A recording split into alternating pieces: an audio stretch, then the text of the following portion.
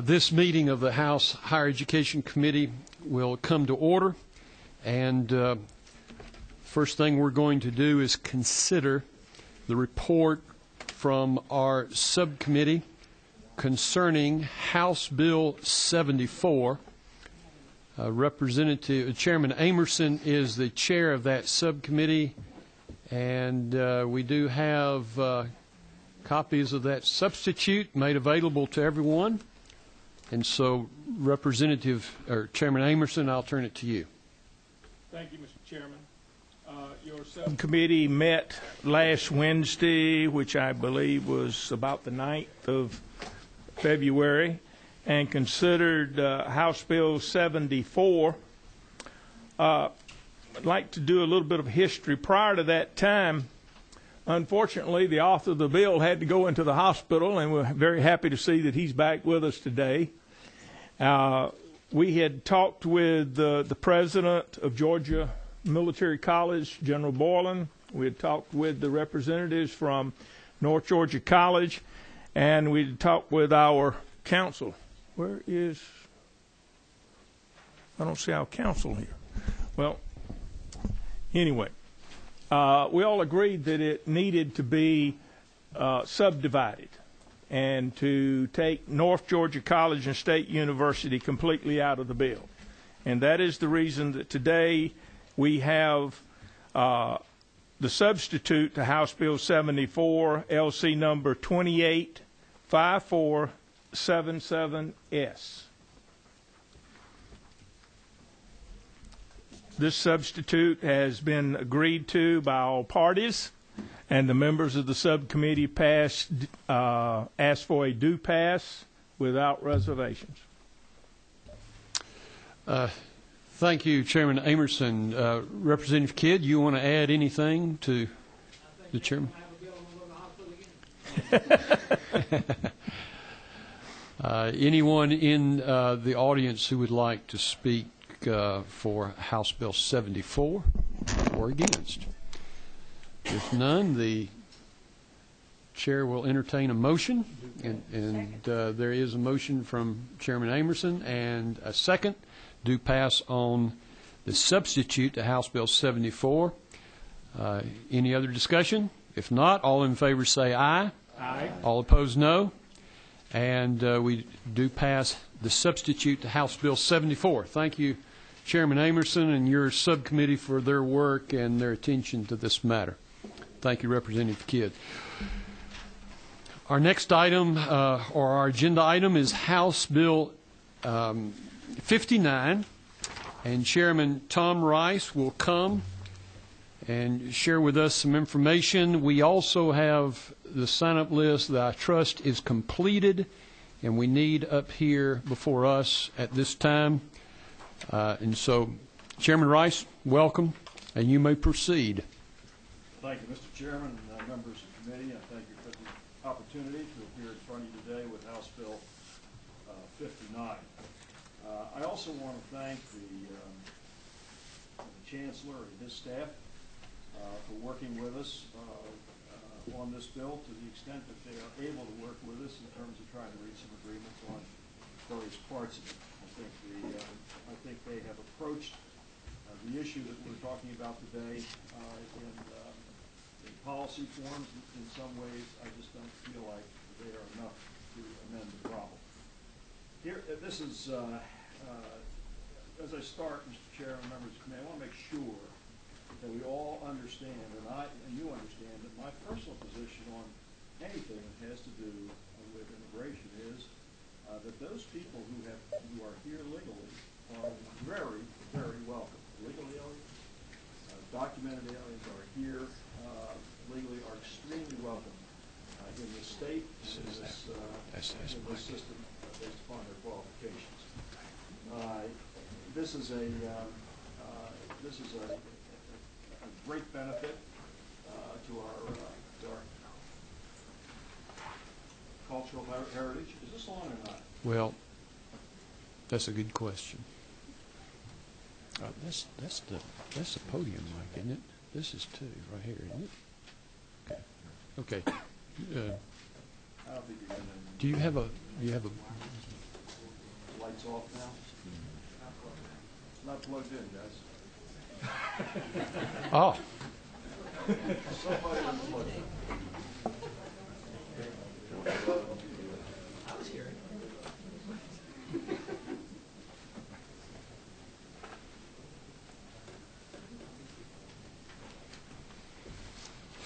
I have a It's something has happened. yeah. Can you hear me now? As they say. I could hear you. I bet you could hear me otherwise, earlier anyway. Yeah. Okay, That's go right ahead. Well, look, again, I just want to thank you for hearing this bill today. I'm just going to backtrack a little bit and say that as we start, I am personally committed to advancing any of the immigrants, any of the advancement of our people that are here legally in this state. I think they bring great value to us, both economic development-wise and on a cultural basis. And those who are here with a legal status, I think that's wonderful. My grandfather came as an immigrant from England to Pittsburgh. I don't want to tell you how long ago that was, but it was a long time ago, and did very well, and is benefited by the opportunities that this country presented to him.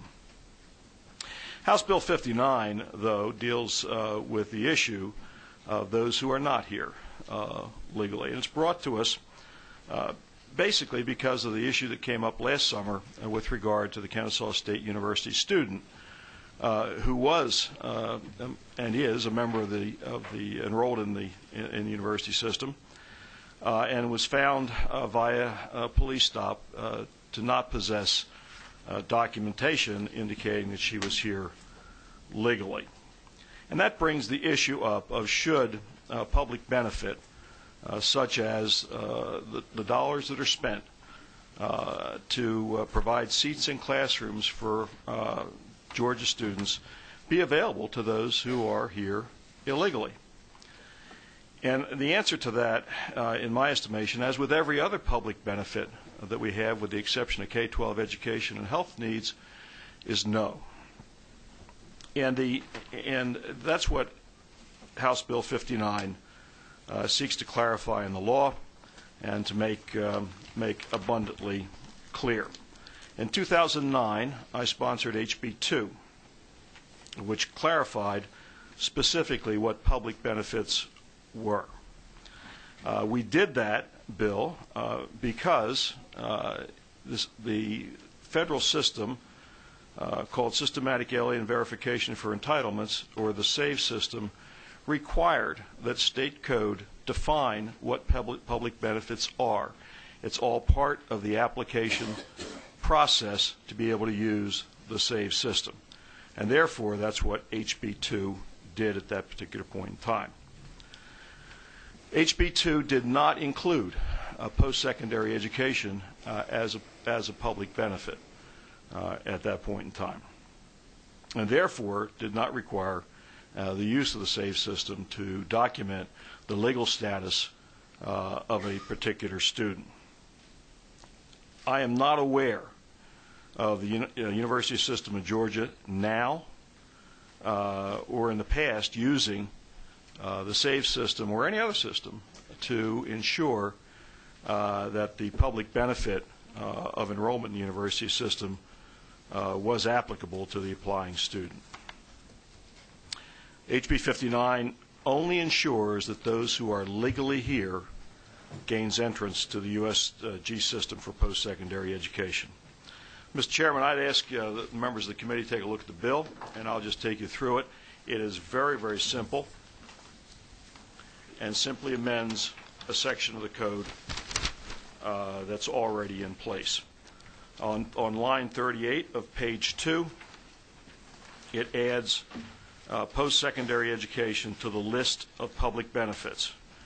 Again, that is required because the only way you get to access the SAVE system is by state code specifying what the public benefit is. And you can see all the other public benefits that are already there. That's for doing the same thing in terms of business licenses and things like that. Line 79 through 83 on page 3 removes the verification set aside that was done originally in the 2006 immigration bill that Senator Rogers sponsored.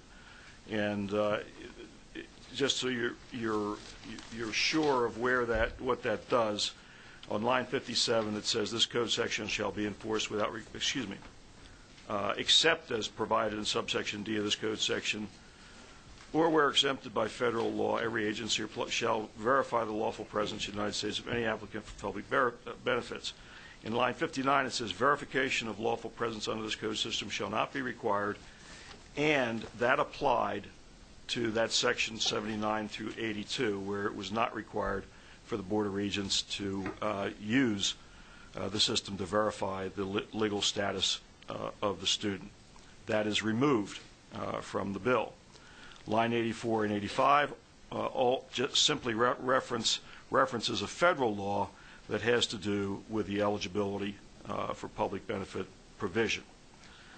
And then in 95 through 98, it only says that if an applicant is under 18, when they enroll, they're going to have to sign an affidavit declaring their legal status, or declaring their status as a legal alien prior to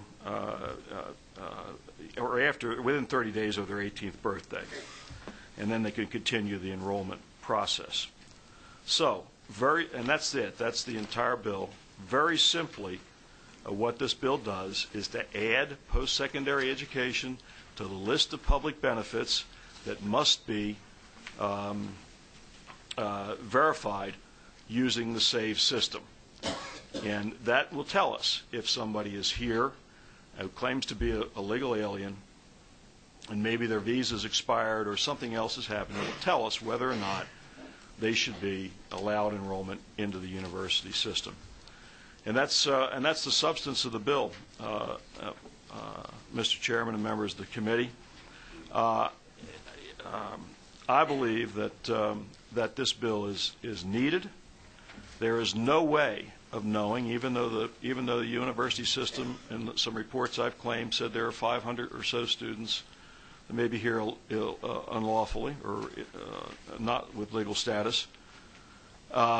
There's no way to verify that at this point in time. We don't really know how many are occupying seats that could be used by a student whose parents were here, maybe naturalized here, and gone through that process to become legal citizens, whose spot an illegal person may be taking. That's the issue. Should somebody really be here to take the spot of somebody who is here legally in the university system? And with that, Mr. Chairman, I'll stand for any questions the committee might have. Thank you, Chairman Rice. Our questions, and we'll go to Representative Ash. Thank you, Mr. Chairman. Representative Rice, how long does it take for the SAVE verification to be accomplished? Are you talking about from the time they sign the affidavit? Right. The information from the U.S. Citizen Immigration Services report indicates that it takes from 3 to 5 seconds to get a response to the system. Now, it may be that they have to go back again and do it again based upon some further information they might need, but that's it. If you want to know, also that same section indicates the cost. The cost is 50 cents per access, and no matter how many times you do it on a particular issue, it's a maximum of $1.50. All right, thank you. Any other questions for Chairman Rice? And Chairman Rice, you will be available at the conclusion. Yeah, Mr. Chairman, I would like to have 2 other people comment on this bill that are here with a great deal of experience to share with us on this. Okay, all right. I would welcome the esteemed Senate Majority Leader and then Senator Balfour and then Mr. D.A. King to share this mic with me. All right, so done. Senator, come. Welcome. It's an honor to be before you, Committee Chairman Walker and members. I just would like to speak to the legislative intent. I know there may have been some questions about legislative intent when this bill was crafted, and having been the person who wrote this, I will tell you the intent then, and as it should always be, is that that any public benefit only goes to those persons that are eligible to receive it. That's a fairly simple standard that I hope that all legislators would agree with, and that was clearly the legislative intent of this bill. There was some latitude given to the university system to find a way to make sure they were complying with the law, both the federal law and the state law, as it pertains to granting benefits to people who are not eligible to receive them. It's clear, I think, upon reflection that the process used to do that has not worked.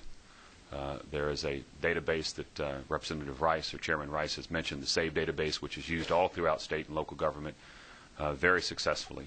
It's been used in this state for years and years and years, and it started with not just in this state, but many states using the SAVE system to verify applicants for driver's licenses. But it's used for a whole host of benefits, and that's its sole purpose. So to use the SAVE system is not only the right thing to do, it's the easiest thing to do, and it's the proper thing to do. The database is available, and it will ensure that that this public benefit, or any public benefit, is only going to a person that's legally eligible to receive it. All right, thank you. Are there any questions for Senator Rogers? Thank you, Senator. Mr. Chairman. Senator Balfour, Chairman of the Senate Rules Committee and one of my colleagues from Gwinnett.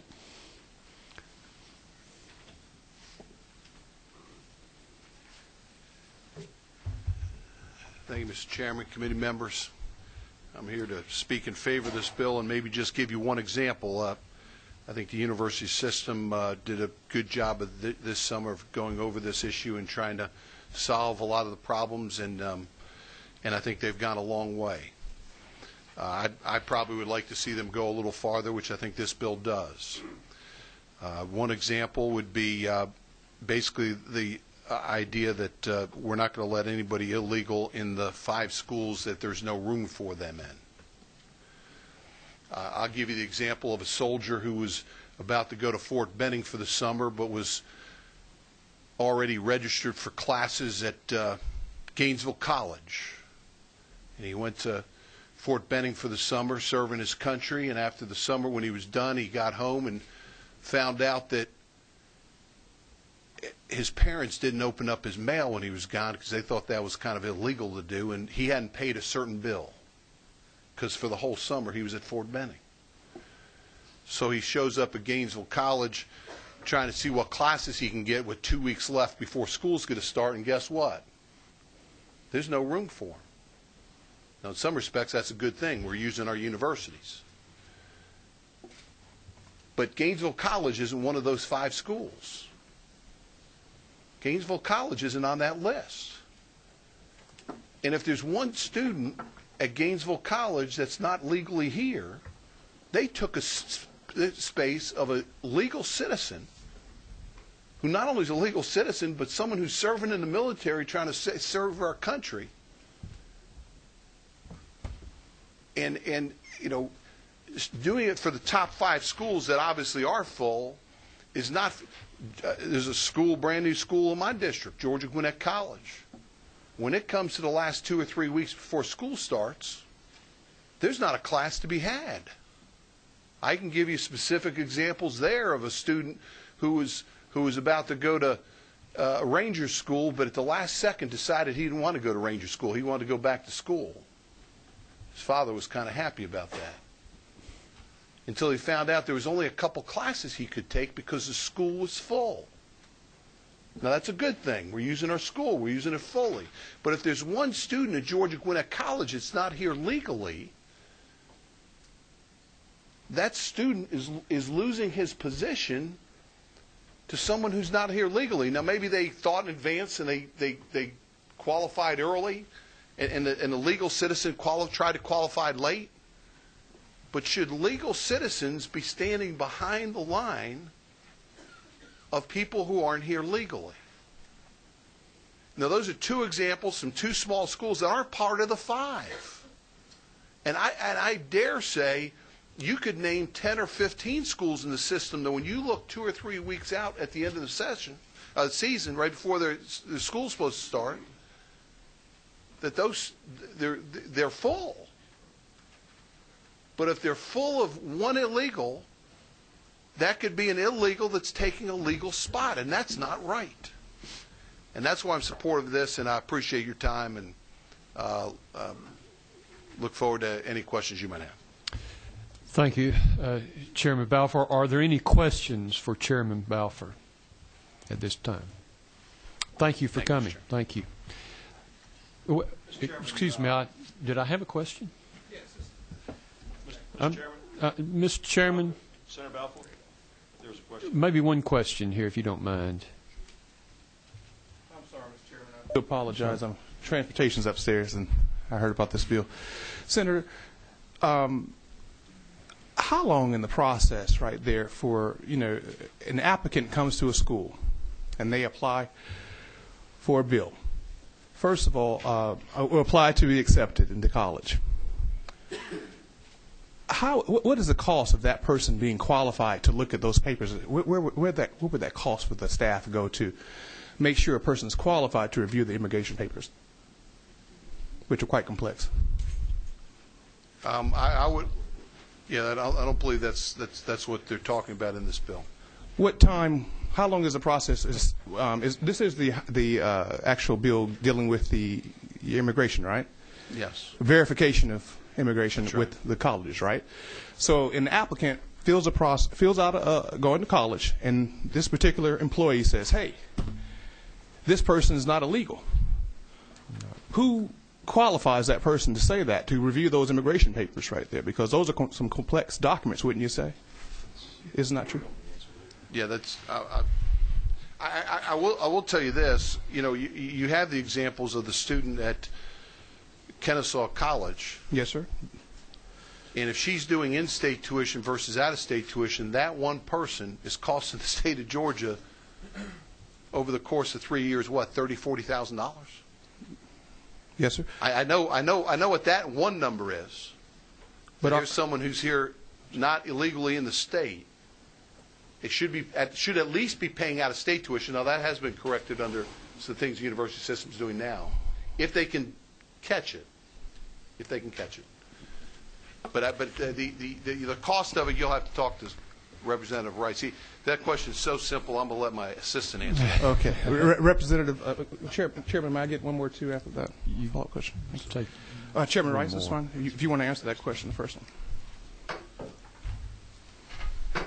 Musical chairs here. Yes, sir. Mm-hmm. Yes, sir. With regard to your first question, the SAVE system and the use of the SAVE system in the application process only requires that the applicant fill out an affidavit, one-page form basically, that says whether they are a legal alien or not, and providing the alien number. From that, the university system takes it and goes on the computer and looks them up in the SAVE system. Who pays for the cost of the affidavit? Who incurs that cost right there? The one page? Well, it's up to the university system.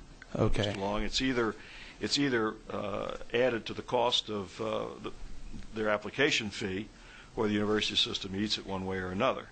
But we had the question before I think you got here. Yes, sir. As to how much it actually costs to go to the SAVE system, and as a dimension of cost. Let me just say that the access to the system is 50 cents per. Would the school go ahead and enroll that person once the person's application is objected upon? Yes, the person is eligible for enrollment at that point in time. Yes, sir. Until they get verification back. So it doesn't stop the process. They're actually eligible for enrollment. Mr. Chair, it stops when they're found to be illegal. Isn't it true that most students, we've had a huge enrollment in tuition for across the board? I mean, sure. isn't it true that most of those kids probably are going to college because they don't have any jobs, and that incurred cost of the affidavit might impact them financially, wouldn't you say, if they had to pay for those costs right there? Because I know we as a state can't pay for it. Well, I guess, Representative Long, I'd have to say that the affidavit itself is basically a page. And so they're not filling out forms that they would to become a legal alien going through the immigration service. All they're doing is saying what their status is with regard to their immigration status. If they're here legally as an alien, they have a visa with an alien number on it. And yes, all that we're asking them to do is sign that affidavit and say, I'm here legally, and here's the number, and you look it up on the SAVE system and receive confirmation as to whether that's true or not. That's all it is. Mr. Chairman, may I get one more, please? Just one more. I think one more. All right. Okay. Is it not true I'll stay with you all day. And I know you will, Mr. Chairman. I respect you, of course. Isn't it not true that the immigration papers are quite complex, and a college just might have to staff up to actually no, that's have not a regular employee? That's not correct. Okay. That's not correct. I mean, in every situation that the SAVE system is used, nobody is going through the immigration papers or documentation, as you call it. All they're asked to do is to sign an affidavit swearing that they're here legally and providing the reference to their immigration papers, which is the alien number. That's all. Thank you, sir. Okay, thank you. Representative Harden has a brief question, I believe. Chairman, thank you for your patience, and I'll be very brief. I understand that this is, I love this bill. I think it's almost a shame that we even have to discuss this kind of thing, but the fact that this is a public, it's dealing with public post-secondary. Mm-hmm. Yes.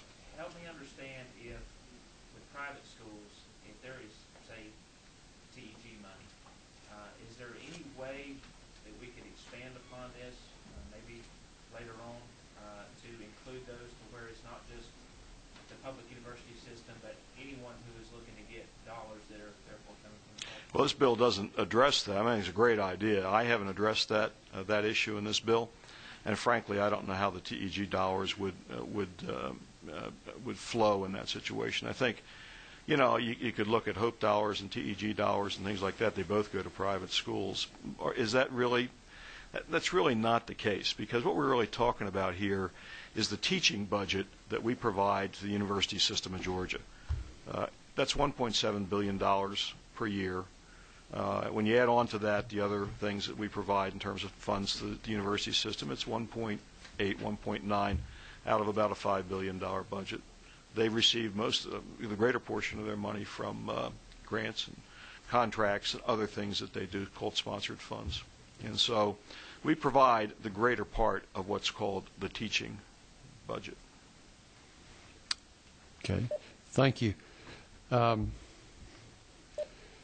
Thank you, Chairman Rice. Mr. Chairman, I think I indicated earlier that I'd like to have Mr. D.A. King speak on the bill. I would rather reserve that till the end of the session. If there are any other questions that come up as a result of the other testimonies, then I'd like to be able to come back with Mr. King and maybe respond to them. Okay. Thank you for we consideration. will do Thank that. you, members of the committee. I appreciate your attentiveness to this bill, and I ask you for favorable consideration. Thank you. Let me remind the committee members that it is the intention of the chair to hear this testimony and at the appropriate time to act upon any motion and second to that motion concerning this bill. And so just want to let you know that we are going to take some type of action today. Chancellor, it's good to see you again. And you come forward.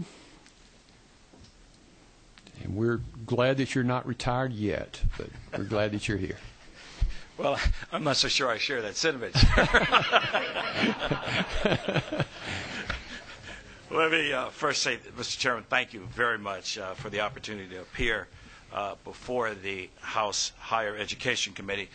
You, as well as other members of the General Assembly, have a long history, a very long history, of supporting public higher education and the university system and its individual institutions. And we would not have the national reputation that we enjoy today absent the efforts of you and certainly your predecessors as well.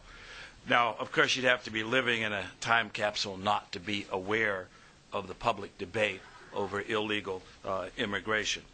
I think we are all frustrated by the federal government's failure to deal with this issue, and I certainly wish I could sit here and tell you that we have the answers to that, but I'm not here today, however, to engage in a broader discussion of illegal immigration.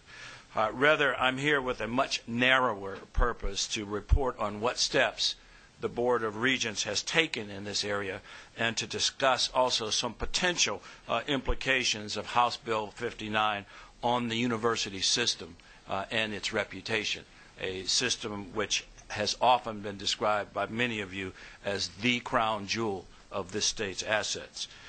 It's very important to note that the Board of Regents has taken no position on HB 59. We certainly appreciate Representative Rice's openness with us about what he is trying to accomplish in this bill, and he was more than complimentary. He was certainly very correct that we have worked cooperatively with him on this, and also in the past, most recently in the last session, on the issue of intellectual diversity. And we certainly deeply respect his commitment to education and to public service. The University of Georgia system is, at its heart, an educational agency in the business of preparing people for the future by increasing their knowledge and skills. We are not in the immigration business, nor are we presently structured to serve as immigration authorities. Our mission is to educate individuals in a manner consistent with the law that increases the number of people earning undergraduate and graduate degrees. This mission serves this state well, it serves this nation well, and certainly the wider global economy. We help create the workforces both of today and the future. First, let me clarify the current situation. Our capacity is not being stressed by thousands of illegal students. Of the 311,000 students in our 35 degree granting institutions and universities last fall, we found 501 undocumented students, or less than 0.2% of our student body. These 501 students all pay out-of-state tuition, which we didn't want to divulge, but did now, the fact that it more than covers the cost of their education. But I also want to explain a very important difference between illegal and undocumented. It should not be assumed that all undocumented students are illegal or are illegally here. Undocumented students are simply that, students who have not provided us the appropriate documents so that they certainly cannot be classified for in-state tuition or any of our other categories.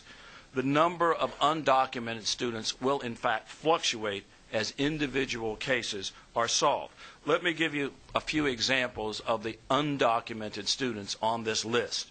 Military students whose parents are now using another state as their home of record are undocumented students.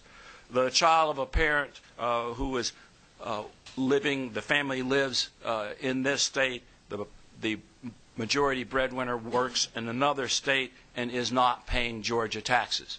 That is an undocumented student. The student who has entered this country in legal status and has applied for permanent residency, but due to the delay in the process is in a limbo status until that application is improved. They will be classified as undocumented students. The student who fails to answer questions on the application or has refused to provide documentation when asked. This happens most frequently with U.S. citizens seeking in-state tuition rates.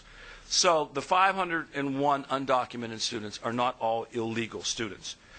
They are also do not take the place of academically qualified Georgians. Of the only 29 of the 501 were enrolled at 5 institutions that limit undergraduate enrollment. Now, as I will note later, the Board of Regents passed a policy in October that now prevents undocumented students from being admitted to these 5 institutions. They are University of Georgia, Georgia Tech, Georgia State, the Medical College, and Georgia College and State University. Therefore, we want the committee to be aware that the issue of undocumented students taking seats from tax-paying Georgians has been addressed administratively by the Board of Regents. Let me also respond in a little more detail to those who have expressed concern that undocumented students are preventing Georgians from taking some classes. And we heard some just heard an example of that from our extremely supportive colleague, Senator Balfour. We have thousands of students, if not tens of thousands, throughout the system that will experience during the course of their college attendance the inability to take a particular class at a particular time, usually preferred between 10 and 2, at a desired time or a desired place. This phenomena of students not getting classes is hardly driven by undocumented students. The much greater driver of this, I'm sorry to say, is the lack of resources that we have to meet our exploding enrollments. Second, the Board of Regents has heard the concern over improper student classifications that has been expressed and has already taken steps again to address them. The Board took the following steps in October.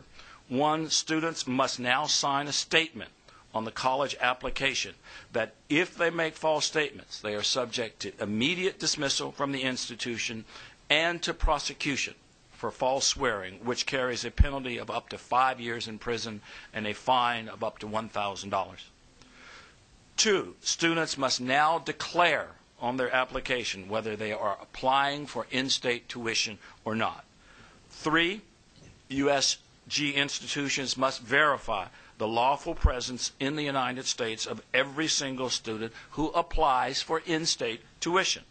Some institutions do use the SAVE system. Others use other systems. We have a federal, a lot of students apply for federal aid. We use the federal aid system. So there are other systems.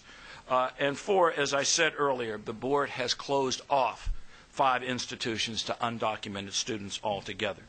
Now, given the above, we believe very strongly that we have already taken the necessary steps to ensure that Georgia taxpayers are protected, and further, that the children of tax-paying Georgians are not displaced by undocumented students.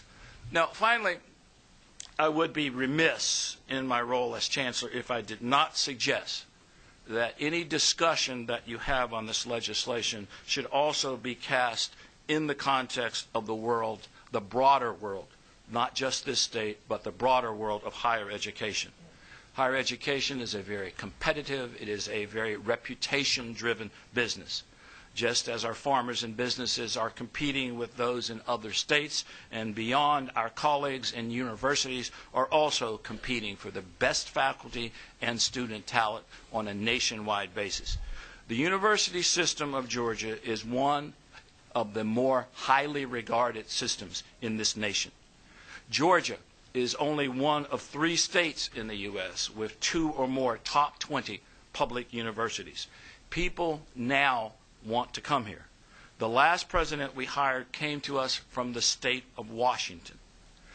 To put the actions proposed in the legislation into an appropriate context, the committee should also be aware that 49 states permit undocumented students to attend their public colleges, most at out-of-state tuition. 10 states knowingly permit undocumented students to attend in in-state tuition rates. Only 1 state in the nation entirely prevents undocumented students from attending its public colleges and universities, and that state is not the state of Arizona. Even Arizona, with the toughest state statute in the country on illegal immigration, permits undocumented students to attend its colleges and universities at the out-of-state tuition rate. In summary, the Board of Regents made a review of the student classification for residency and tuition a priority last year. The review found a very small number of undocumented students. They are now all classified correctly for tuition purposes. Audit programs have been put in place. And again, as I outlined, the board has addressed administratively the concerns we believe the public has raised. We would hope that any decision on HB 59 would consider the actions already taken, as well as the reputational risk to the university system and this state. Mr. Chairman, we certainly, again, appreciate the opportunity to share our concerns with you and the committee, and I would, of course, be happy to entertain any questions that you or members of the committee may have at this point in time. Thank you, Chancellor. Let me ask you one question. A number that you shared at the beginning of your presentation, the 501 undocumented students that that you mentioned, those 501 apply to the five? No, sir. 501 is the entire undocumented population across 311,000 students. Okay. Representative Long. Yes, thank you, Mr. Chairman. Mr. Chancellor, is there anywhere on the application that it says basically a checkbox or in that kind of form, are you a U.S. citizen on the application to a college? The answer is, if you are seeking in-state tuition, you must prove that you are a legal resident of this state, and in most cases that would mean you are a U.S. citizen as well. But again, our goal is to make sure that no one receives public benefits that they should not receive. Okay. I feel compelled to point out that attendance at secondary institutions has not been deemed a public benefit. There was a request for that review. The Attorney General of this state indicated that it is not a public benefit. The Homeland Security Agency indicates that it is not a public benefit. And again, the actions of 49 other states indicate to us that it is not a public benefit illegally provided under the law. Mr. Chairman, may I ask one more, please? Would you be opposed to perhaps maybe, updating the applications to say that one question, or to specifically state, are you a legal U.S. citizen? We have just extensively redone our applications to make sure, and I don't know that particular question is or is not. I can say to you already, however, yes, sir, that we are getting pushback from Georgia's parents about the amount of documentation that we are requiring to prove that they are citizens of this state. And so we are starting to get that already. Thank you, Chancellor. Thank you, Mr. Chairman. I appreciate you. Thank you. Representative Ash. Thank you, Mr. Chancellor, and thanks for being here. Let me go back to what you've just said. Is it correct that you told us that attendance at an institution of higher education has not been deemed a public benefit? That is correct. Who has made that decision? We have rulings. We can provide you with examples of legal rulings. We can provide you a ruling from the Homeland Security Service that says it categorically that it is not under the Immigration Acts, the U.S. Immigration Acts, deemed a public benefit. And as I also mentioned, last year there was a request made, I believe, by Representative Rice that this be reviewed and that attendance be deemed a public benefit. The ruling, the opinion given at that time by that Attorney General was that it was not a public benefit. But that ruling is consistent with the practices of every state in the Union. If you would please get us that backup information. Oh, absolutely. It would be terribly helpful. Thank you. Absolutely. We can provide that. Thank you. Any other questions for the Chancellor from the committee? Chancellor, thank you so much. Thank you, sir, for being the with us opportunity. today. Now, we have, I believe if my calculation is right, we have 9 individuals who are going to speak, and I believe, as I look at my list, these, are probably opposed to the bill, and that's fine. We want to hear everyone, but we want to avoid a lot of duplication. And so if the person preceding you has made your point, we hope that you'll be even more brief as you come to the microphone. And so I'm going to recognize Sita Cook, University of West Georgia. And if you may use either one, whatever you feel comfortable with.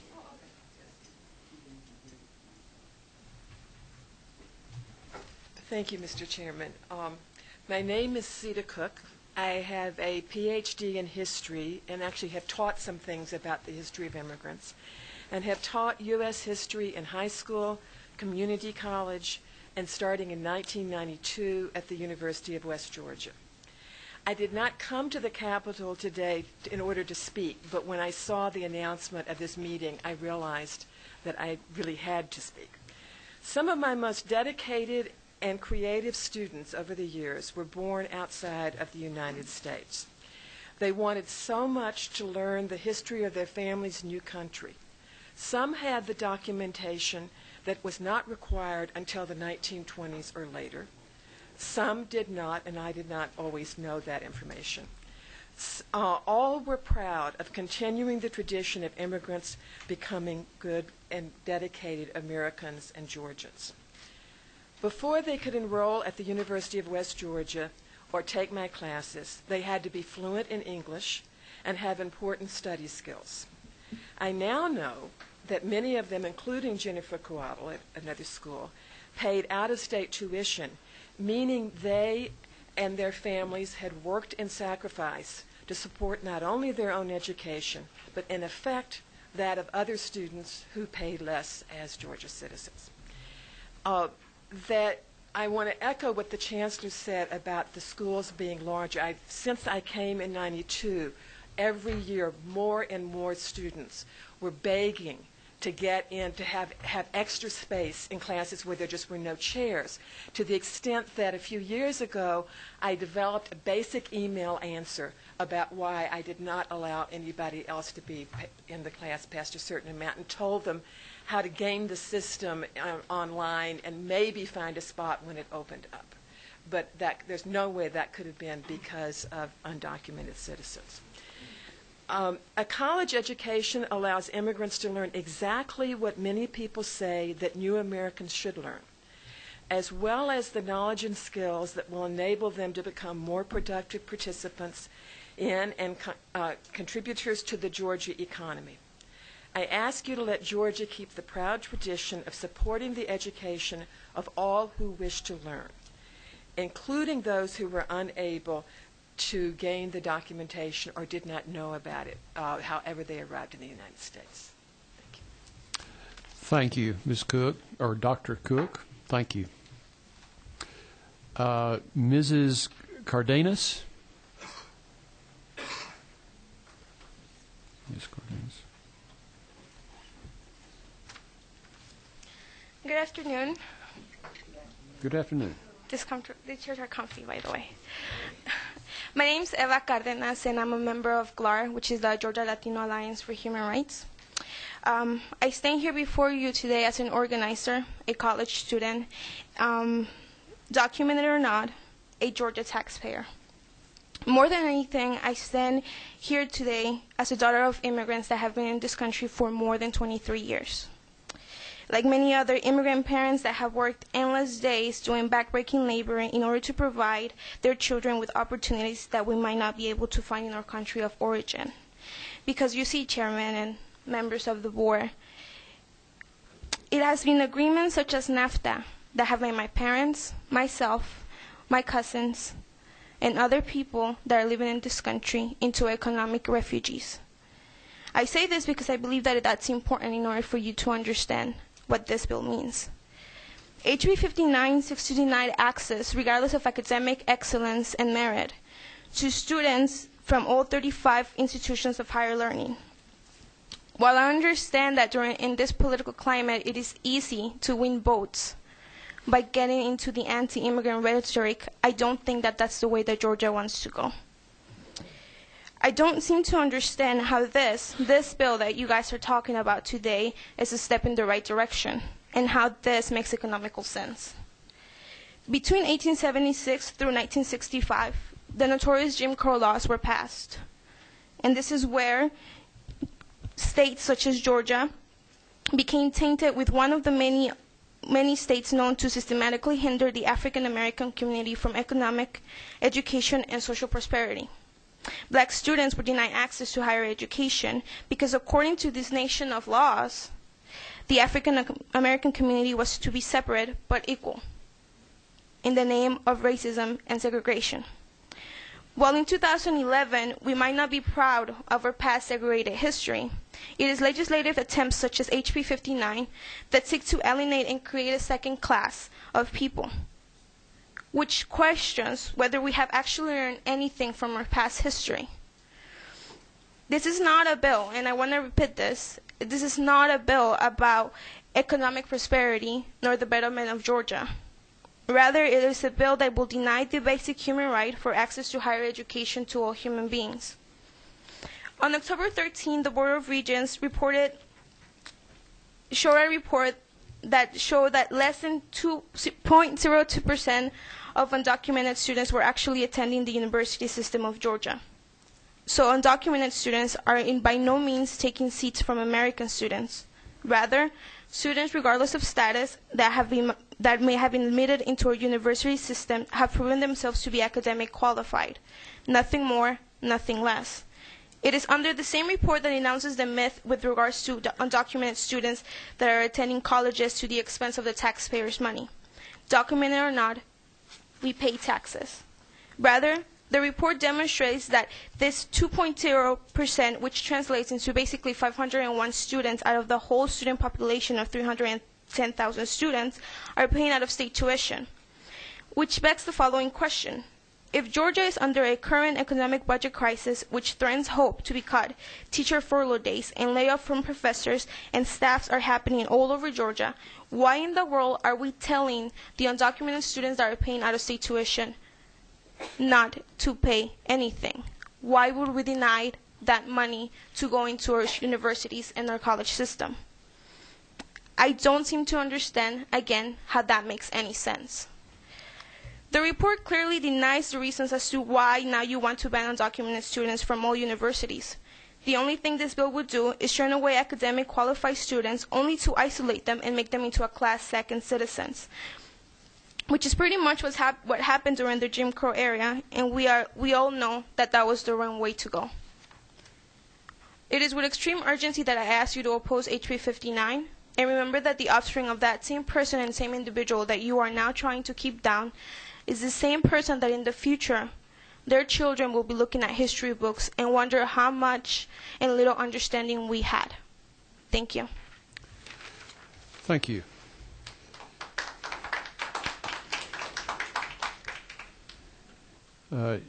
If everyone in the audience would please refrain from any applause, we'd appreciate that.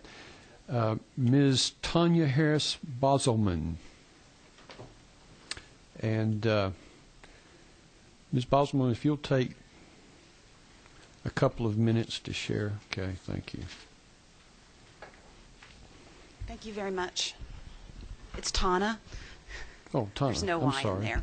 Okay. Sorry, I'm an educator. Understand. My name is Tana Harris Boselman. Thank you all so very much for the opportunity to speak here today. I have a lot of comments that I prepared in advance, but I'm probably just going to speak from my heart. I teach at Gainesville State College. I teach ESL, English to Speakers of Other Languages, and I've taught in Georgia for 15 years. I also represent an organization, Georgia TESOL, which is over 400 teachers across the state of Georgia. I'm not really sure how you all are selected to be on this committee. I don't know if you volunteer or if somebody just asked you to do it, but I guess I would have Somebody invited us. Somebody invited you and you couldn't say no. All right. So maybe some of you have connections to education. I would hope that some of you are educators or former educators. And then you can understand that when an educator hears a bill is out there which would deny education to a segment of the population, we are shocked and appalled. We cannot believe that there would be a bill to deny education. We are educators, and we know that all of society is better off when people are educated. Never, ever, ever is the opposite true. You always want to educate your citizens. In terms of public security, if you ask the Georgia Bureau of Corrections, they will tell you that 90% of their inmates do not have a higher education. 90%. They will also tell you that 98% of them don't have a college degree. That's not a coincidence. The more education, the better off you are, the better prepared you are to contribute to society, and the less chance you will have of getting into crime, going to jail, and being a burden to society. It is better to educate than incarcerate. In terms of public safety, you are talking about a group of students who do not have a lot of options. Now, I know to you, this is probably an abstraction. I teach these students, okay? So to me, they're human beings. They're not an abstraction, and they're certainly not criminals. They're in a situation that they are blameless for. They did not bring themselves here. They're blameless. Furthermore, they're helpless. They're helpless to do anything about it. They have no options. So what do they want to do? They want to stay in school. They want to focus. They want to study hard. They want to better themselves. That's what they've been taught all their lives as long as they've been here. They've been taught, stay in school, better yourself. And education is something that no one can take away from you. And they'll do it paying out-of-state tuition. At Gainesville State College, where I teach, in-state tuition is about $1,200 a semester. Out-of-state tuition is about $5,000 a semester. They'll take one class a semester if they have to, but they are so determined to stay in school and get an education. They humble me every single day of my life. If you tell them they cannot go to college, what options do they have? They do not have the means to go back. This is the country they know. They do not have the financial means to go back. They are going to be on the streets. They have very few options to work. They're going to be ripe for recruitment by gangs. This is a security issue. I'm a citizen and I'm concerned about security issues too. We want people in schools. We don't want them on the streets with no options. I ask you all to really look deep in your hearts and ask yourselves the rationale of this bill. What is the rationale? I've not heard one.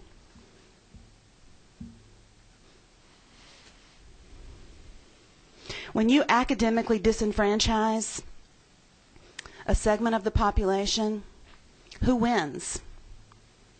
Nobody does. Thank you. Thank you.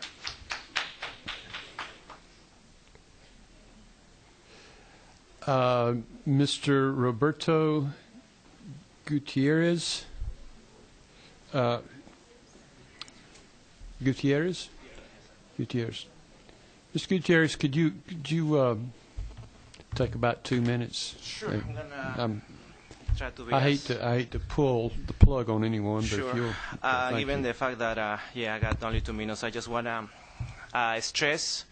echo what the Chancellor has expressed about the current situation of the undocumented students here in the state. Under current policy, undocumented students pay out-of-state tuition, got no access to HOPE, no access to any funding from the government, nor federal, nor state, nor even loans that are subsidized by the government either. If any option you got is only private loans, which somebody are gonna need to be very glad to take co-sponsor for you. So we are not on any way or condition a charge for the state. We're taking the seats of anybody else, just like, again, the numbers of the Chancellor show to all of us. I had the honor and the pleasure to graduate from Gainesville College, and just like I can tell you, nobody can get a class 2 weeks before the semester starts. So it's just a fact. And I do believe on the value of education. I do believe on the positive impact undocumented students can have in society. I do believe that actually that's how we reach the American dream that we all believe, build this nation and make it what it is today. I'm not asking for special considerations. I'm not asking even for a playing field, because under the current situation, undocumented students pay the same that international students pay, despite the fact that they've been living here most of their life, most likely. I just ask for opportunity to believe in America, to be better for myself and for the country, and to give back some of the opportunity that you guys, to some extent, I was able to have. Don't kill my dream, and don't kill the dream of my friends neither. Thank you, Ms. Gutierrez. Colonel Howe. Lieutenant Colonel Everett Howe.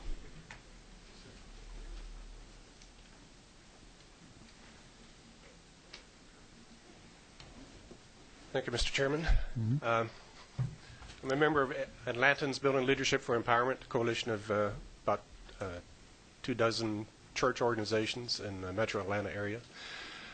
I'm a Vietnam vet. I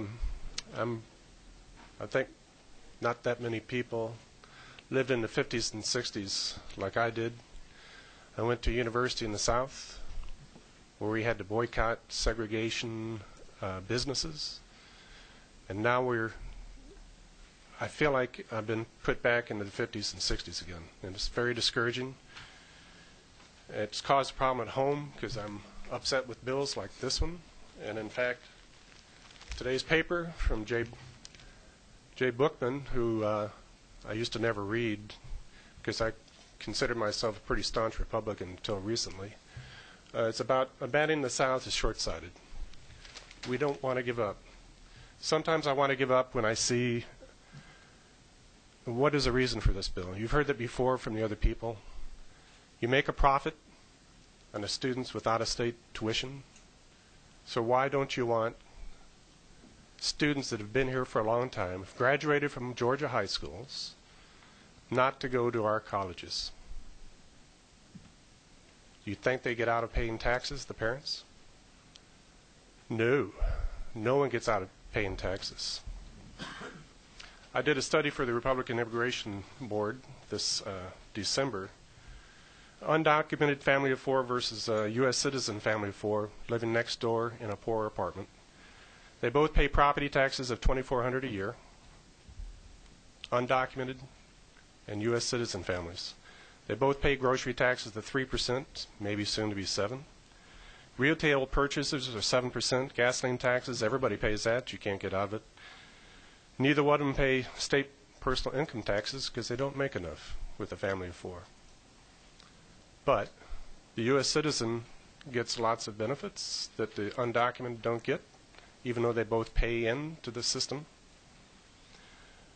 Smart kids of the poor can go to college with a Hope Scholarship with a 3.0, but not the undocumented. And now, someone wants to take away the benefit to even go to college at all by paying out-of-state taxes, out-of-state tuition, and making a profit for the school board and for the state of Georgia. How does that make any sense? Now, a lot of you, I passed out a document here also that shows, I don't know if it got passed out, I'm willing to pass it out again, that the lower 20% of everybody in Georgia, lowest income level, 20%, they pay 11.7% of their income for taxes that I just mentioned. And then for the top 20%, it's from 5.7 to 8.4%. How is that fair? Why can't the people in the poor brackets go to college, whether they're U.S. citizens or not? Where is the fairness? Where is the justice?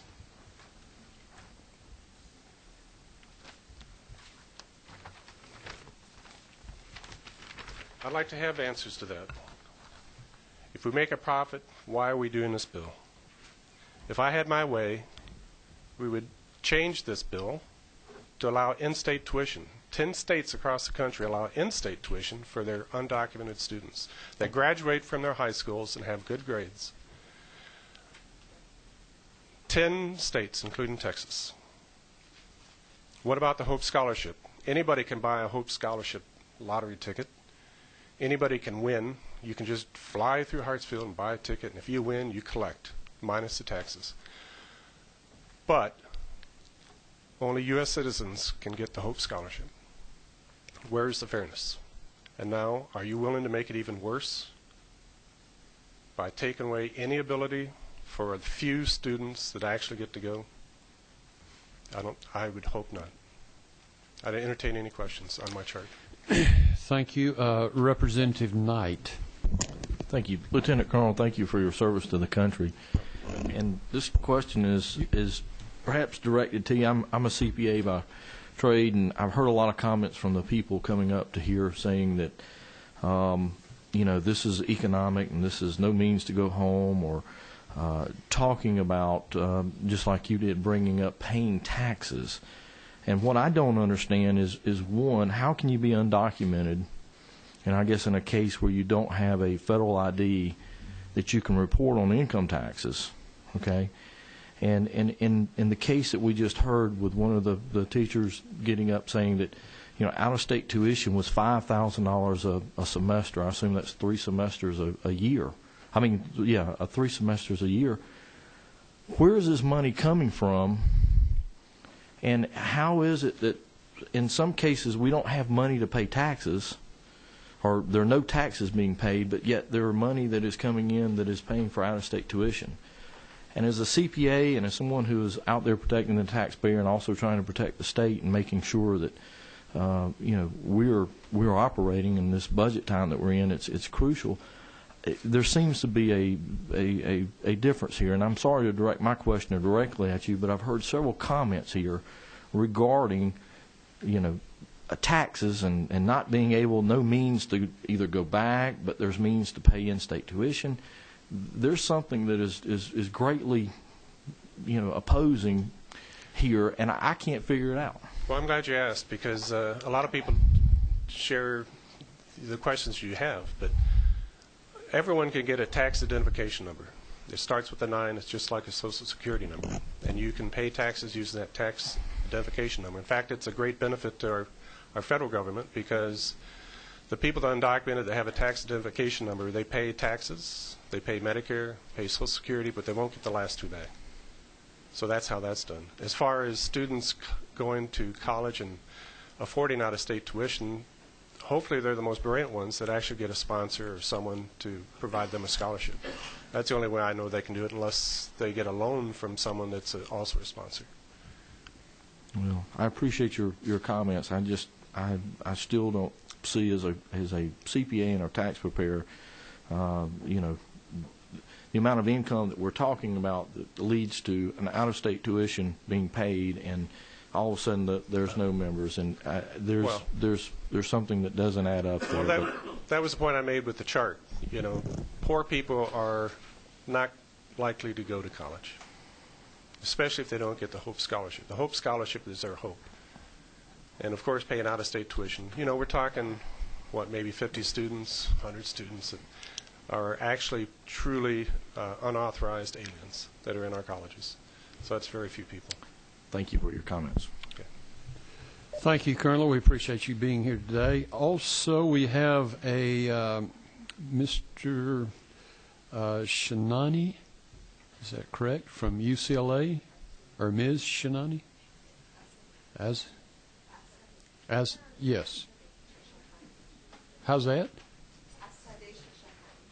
That's correct.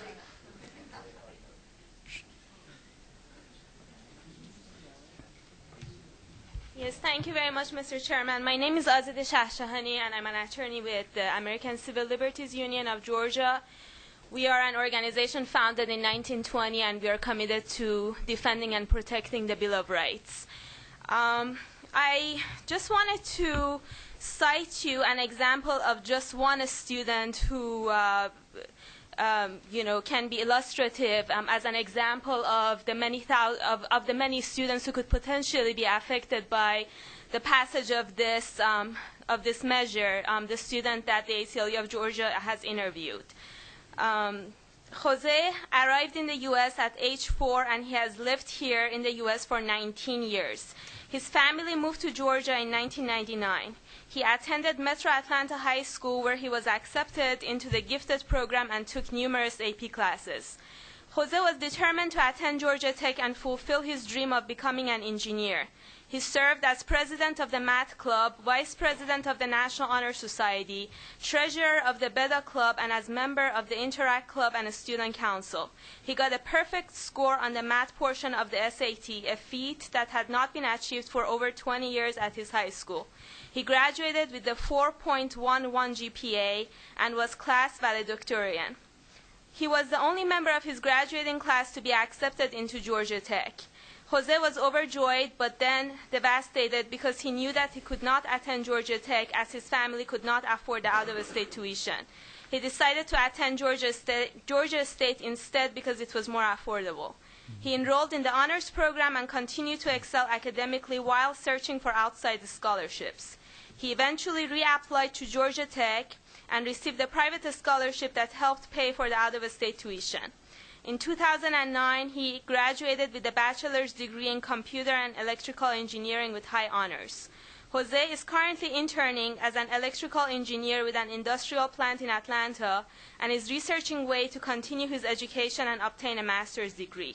Again, if the bill were to be approved, the students like Jose will not be able to utilize their full potential to advance the competitive edge of the state of Georgia. As you have heard from other speakers, higher education is increasingly essential to an individual's potential and opportunity. Limiting access to higher education to Georgia's undocumented students would mean failing to capitalize on the state's investment in their K-12 education. And limiting these students' access to higher education is short-sighted because they are likely to remain in Georgia and may well regularize their immigration status under current or future federal laws. Many of those students may one day become legal residents and citizens. As you know, in recent years, multiple congressional bills have been introduced that would allow undocumented students brought into the U.S. as children to eventually become permanent residents and citizens of the United States. Furthermore, as you heard from the Chancellor, enrollment and access to higher education is by no means a federal benefit. The Department of Homeland Security has stated in unambiguous terms that federal law does not require that state colleges ban or limit enrollment to undocumented students in post-secondary educational institutions.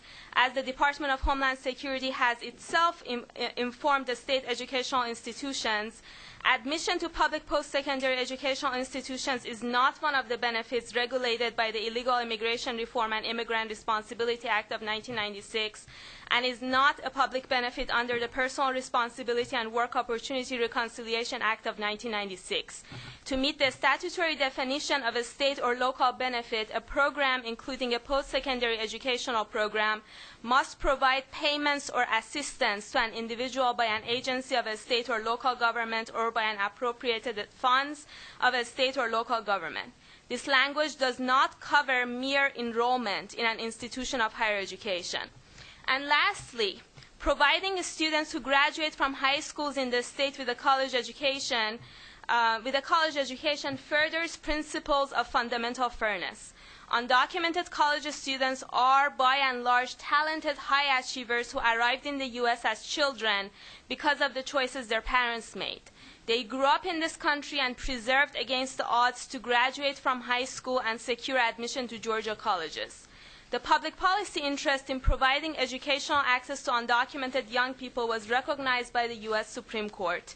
In the 1982 landmark case of Plyler versus Doe, the Supreme Court held that undocumented students have a fundamental right to basic public education as a matter of due process and equal protection.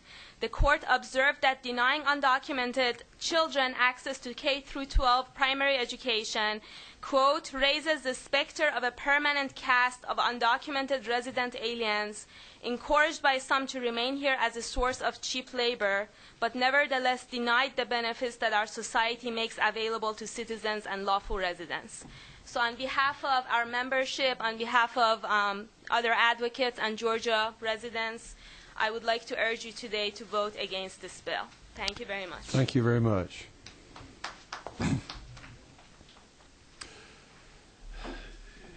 Judy Kraft. Judy Kraft.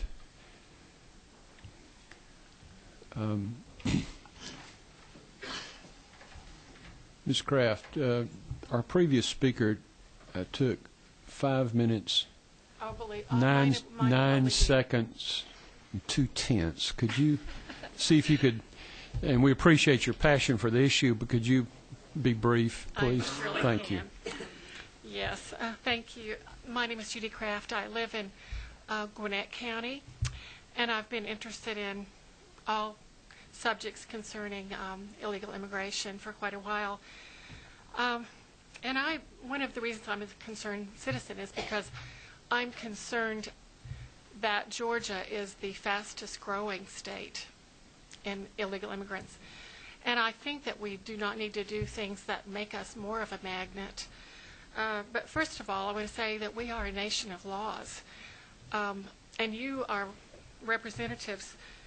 You were elected by citizens as representatives of citizens. You've heard of a lot of people here today that are representing the interests of people who are non-citizens. But I want to remind you, you are representing citizens. FAIR has estimated that illegal immigration costs Georgia $2.4 billion a year. And I would say to you now, when our state is trying to balance a budget, that our education dollars need to be used for those who are legal citizens. As much as in a perfect world, everyone could have a great education and even a free education, that is not the case in the United States of America. So I'm just urging you to pass this legislation for the citizens of Georgia. Thank you. Reverend Brown.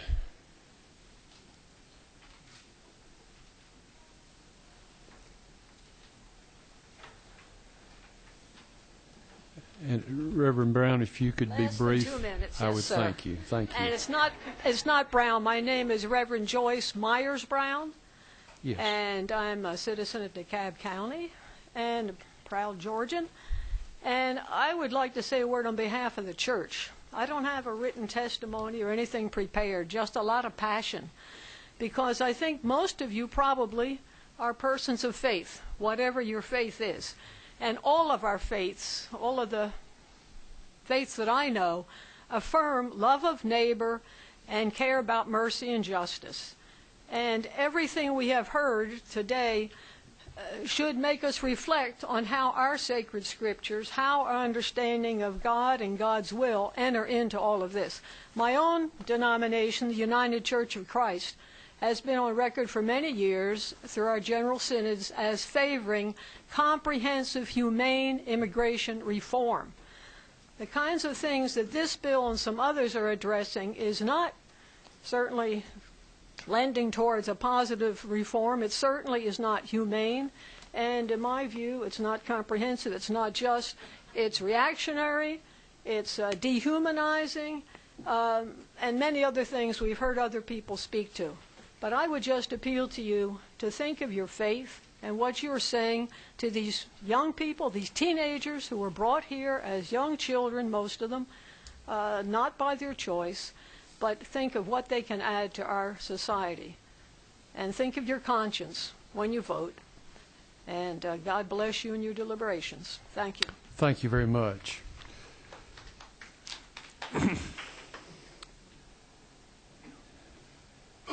Mana Duriate? Excuse me? Duarte. Maria. I'm sorry, I have awful Okay. handwriting. That's all right. Thank you, You will Mr. be Chairman. brief. I will Thank be you. brief. I will Thank be you. very brief, in Thank fact. you. Most of what I wanted to say has already been presented, but I wanted to start my presentation with a quote by Professor Linda Darling Hammond from Stanford University. She's a professor of education there. She said, none of us benefits by keeping any of us ignorant, and as a society, all of us profit from the full development of one another's abilities. An educated society is critical to the prosperity and competitiveness of our state and of our nation. A message that has been echoed today by the community and Board of Regents. And I'm sorry, I'm having trouble reading this. I can't read my own handwriting.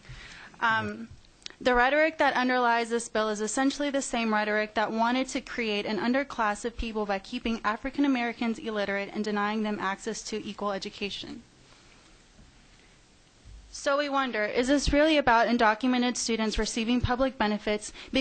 I am, is reprehensible, comparing enforcement of our immigration laws to the madness in our history of denying a citizen his legal right and constitutional protections, again, is very deeply offensive to me, and I hear it 3 or 4 times a week.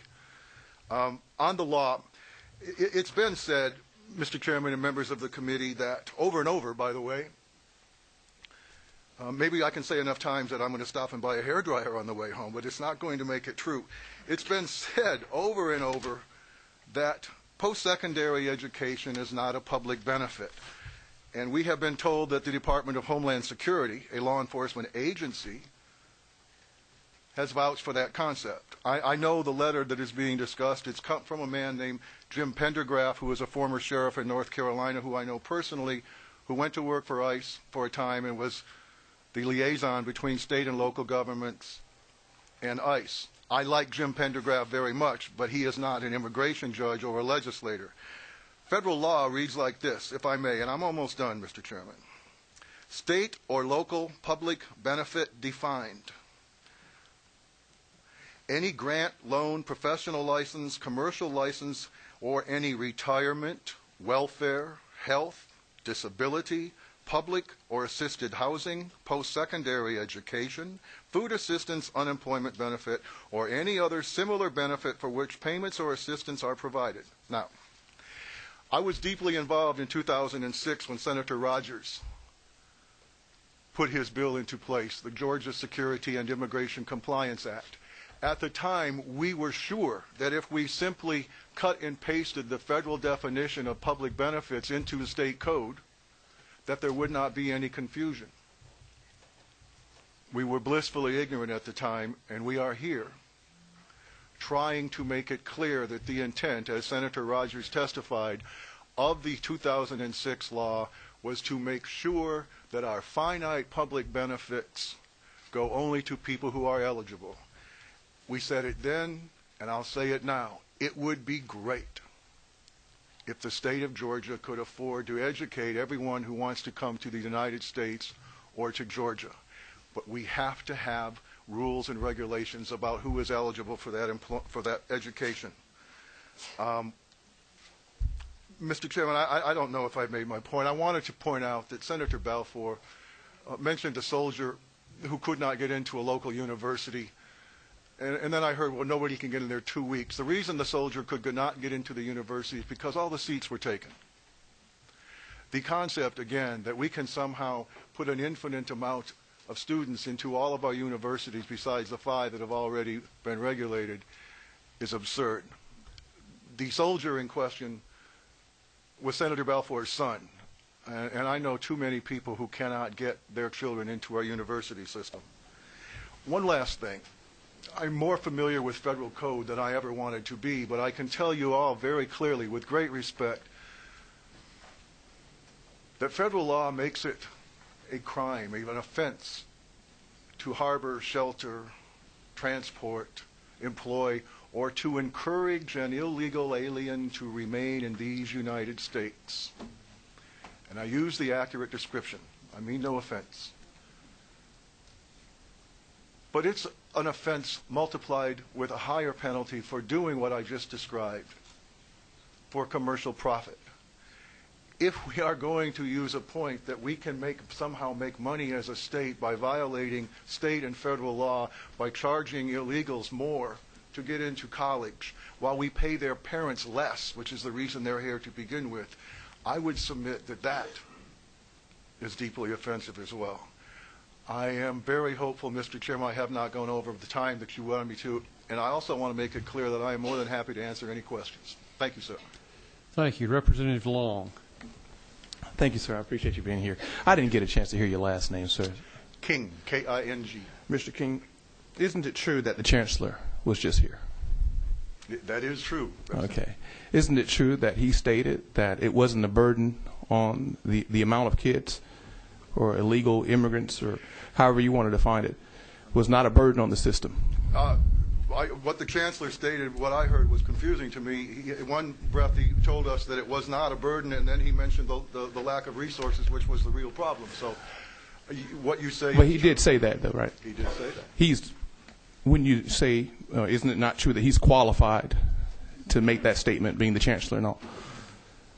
With an amendment, Representative, certainly he's qualified to tell us what he regards as a burden on the university system, but I don't believe his authority extends to telling us what we should do about the law that's already in place. That's our authority, most definitely. Isn't it not true that the Chancellor stated that the tuition, the cost was covered with out-of-state tuition that the folks are deemed to be paying? It is true, State Representative. He said not only was it covered, but he insinuated, and then people said later, that we were making a profit. I don't know if it's true, but if it is, it's a federal offense. Okay. Thank you, sir. Yes, sir.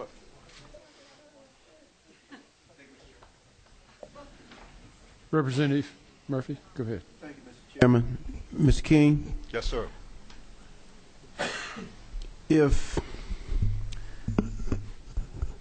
we do not educate these persons who have shown the ability to achieve academically, what would you suggest that we do with them?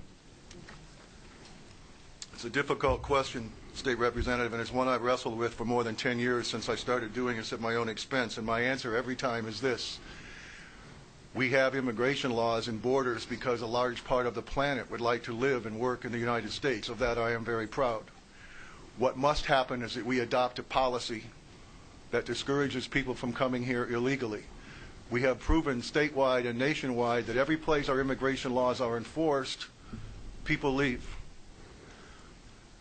I know it's not what people want to hear, and it's not creating a smiley, happy face feeling, but we have to have laws, and they have to be enforced. I cannot take the responsibility of what happens to children who are brought here illegally because their parents had no respect for American laws.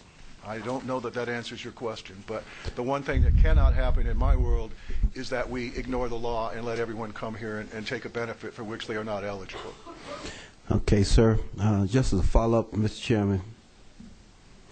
Sir, is it not true that with the lack of a vision or a plan for the kids, these persons that are applying for studies, that it would it cost our state more to incarcerate people than it does to educate them?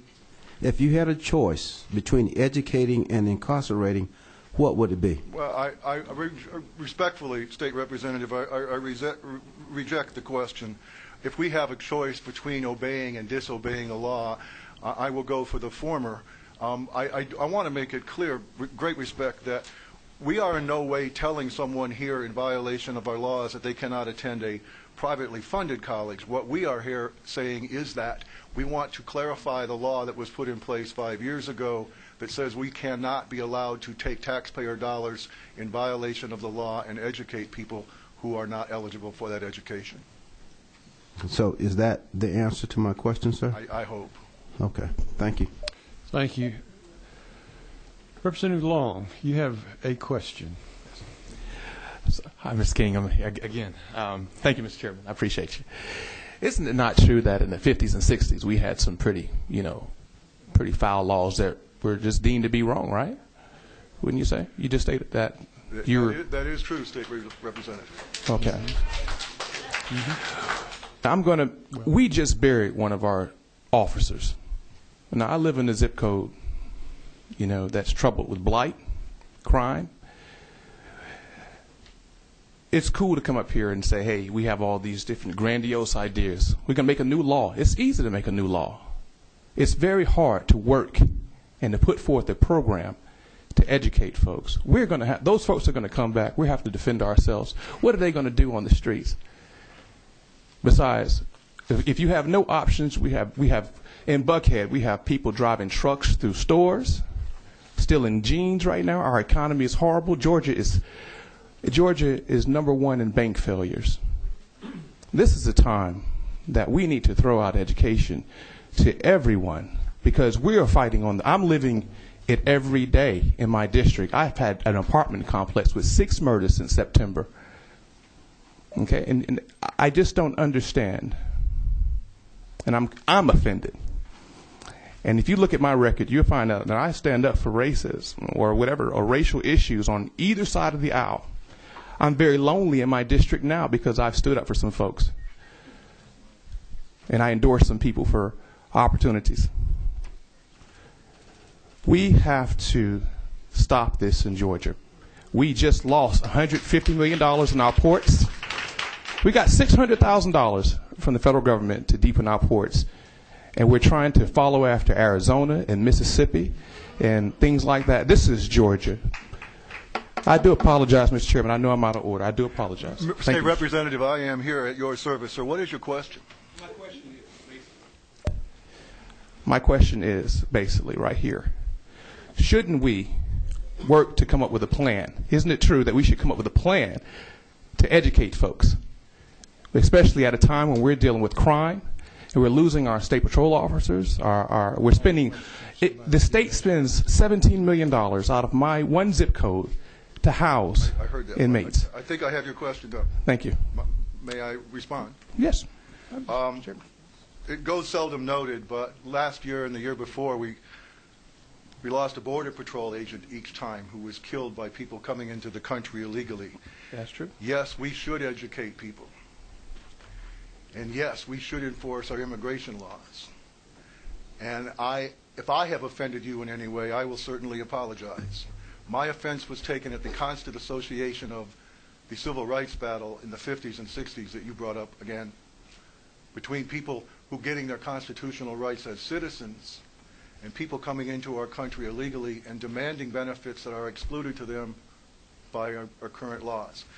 We are not so much making a law today as trying to clarify, again, as was testified to earlier, the intent of a 2006 law that we're trying to preserve, however cold-hearted this may sound, preserve taxpayer-funded public benefits for people who are eligible. I don't know how else Code to say words. it.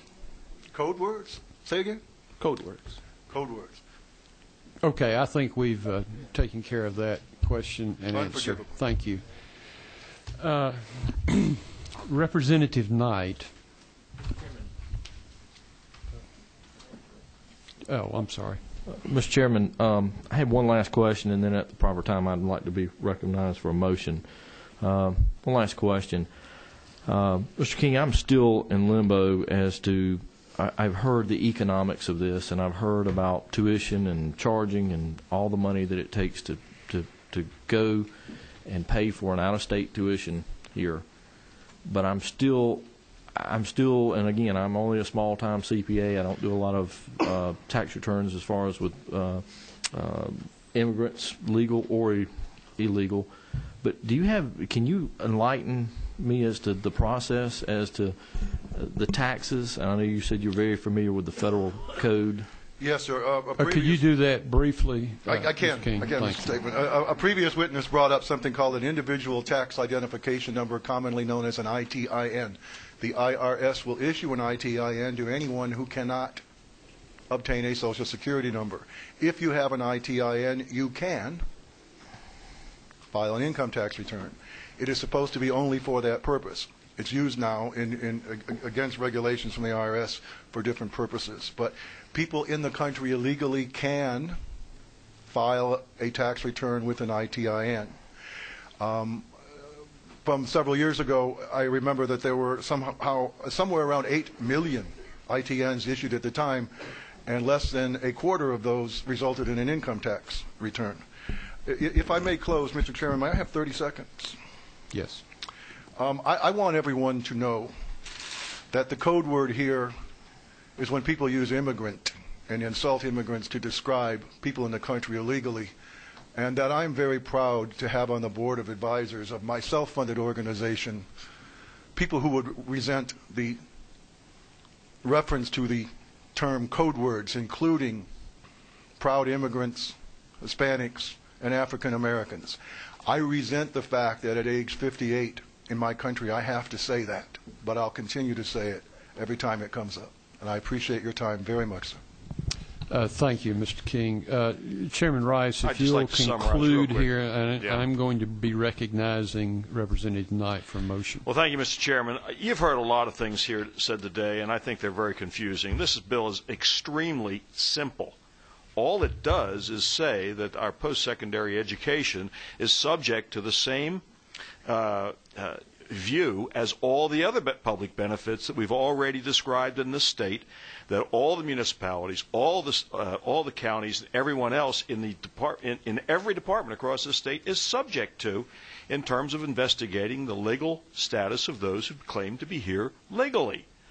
All we're talking about is filling out an affidavit that says, I am here as a legal alien, and here's my alien number, check it on SAVE. I will submit to you that the university system does not use SAVE, therefore they do not know, in large part, how many people are here legally or illegally. They may use some other systems, but they only apply to a couple different visas, student visas, F&M visas. They don't apply to all the other visa types that there are. So I'm telling you that there's a lot of what I'll call obfuscation here today in terms of mixing metaphors and mixing comments about what really is important here. I'm going to conclude with this. I got an email from my pastor, from a guy who had sent my pastor an email concerning me and this bill. And he said, basically, that, you know, where's grace? Where's mercy? Where are all the things that we're supposed to be, as Christians, have embedded in our hearts for the people? And I said, you know, I confront that issue every day as a legislator in one way or another. And in some cases, mercy and justice collide. They do collide. But the fact of the matter is, I said, grace has been administered to the people, the very people, the people who are not here legally, in the fact that this state provides a K-12 education for them, for most of their learning life. And it also provides all the health care benefits. That is grace. That is grace. And as Ms. Kraft pointed out, this state spends over $2 billion a year, estimated by the Pew Foundation, in support of that grace. I'm saying that we do the right thing from a heart instinct as a state. We should do it the right thing from the standpoint of how we regard the laws of this state and administer justice. And with that, Mr. Chairman, thank you for your time. And your Thank you, Mr. Chairman. Chair recognizes Representative Knight for a motion. Thank you, Mr. Chairman. I'd like to make a motion that we do pass House Bill 59. There's a motion to pass House Bill 59. Is there a second? There is a second. Any further discussion? Hearing none, all of those in favor of do pass on House Bill 59, please signify by saying aye. Aye. Those opposed, no. No. And House Bill 59 does pass, do pass. This meeting is now adjourned.